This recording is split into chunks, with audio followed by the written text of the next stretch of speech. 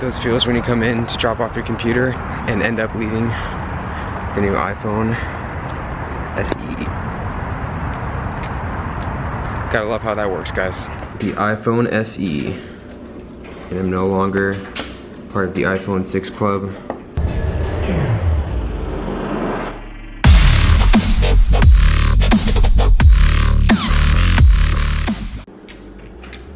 What's going on, everybody? ErikTheElectric, aka the Apple whore, checking in with you guys for another video. Now, this isn't going to be a review on cereal for once. This is actually going to be a review on technology. Quite recently, I decided to make the change from my old busted up iPhone 6 for the brand new iPhone SE. What this is pretty much going to be is a review on the phone itself.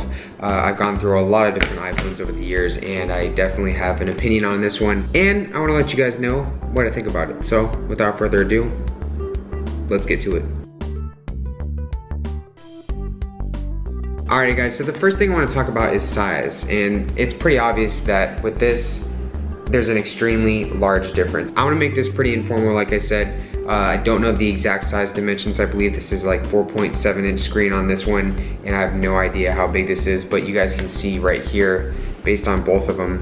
And yes, you guys can see right there with my camera in the background, there's a pretty large difference between both of them. For me, it's a lot easier to text with my iPhone SE now, just because I can actually hold it a lot better. It seems a lot more stable in my hand when I'm using it. I'm able to text a lot better. I'm able to just maneuver around my apps a lot better. It just feels like I'm just, I don't know. It just feels like an overall better phone for me when I'm holding it in my hands. That was one of the big drawbacks for me with the iPhone 6, and it was almost too slim. In fact, I dropped it so many times, hence the rather large crack in the screen there. So when it came down to it, for sizing purposes, this is a much better size for me. Sometimes, believe it or not guys, smaller is better. Wow, that was an absolutely horrible joke. Alright, the next part of this is going to be performance and features, and actually it was surprising to see that both phones actually perform pretty much the same.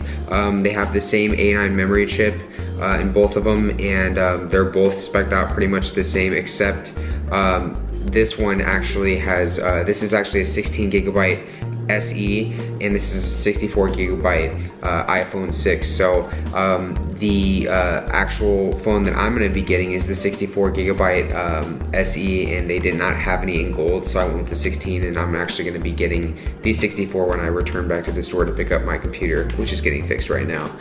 So that's going to happen. I don't really feel like it's beneficial, at least for me, to go with something that's a 16 gigabyte phone, especially when this phone itself can shoot in 4K. If you guys are actually using the 4K and you're getting a 16 gigabyte phone, I definitely don't see the point in that at all. So the main thing I use on my phone is the camera, and the main drawback to me to read about was the fact that the camera on the iPhone 6 right here, the front-facing camera, actually had less megapixels than the front-facing picture.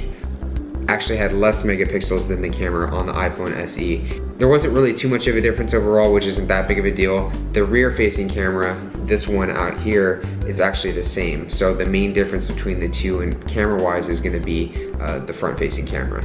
Other than that, like I touched on earlier, this will actually shoot in 4K, which is pretty cool. Granted, I don't really use 4K a lot, and actually don't think I ever even have, so it's been pretty cool. So I actually put up a little sample right now of what it's like to shoot in 4K right here.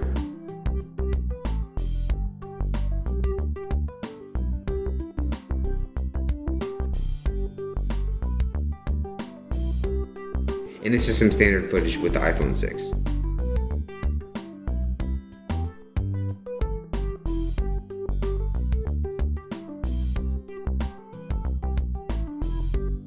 Now, what's it like to actually navigate within the phones?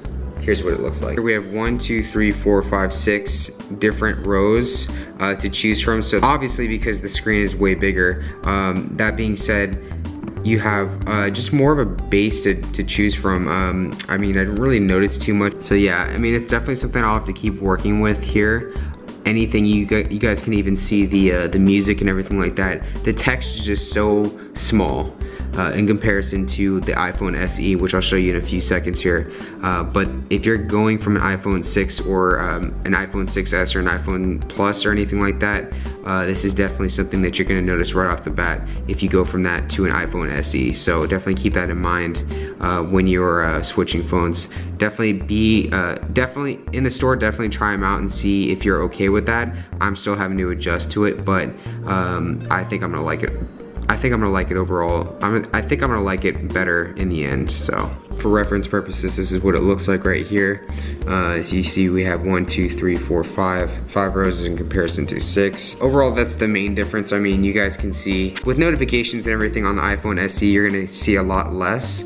And have to keep scrolling up and everything like that versus the iPhone 6 right here, whereas I got more of a display, which is pretty cool as well. But I mean, those are minor things. Overall, I think that's just a big adjustment phase for me, so once I get used to it, it'll be pretty cool.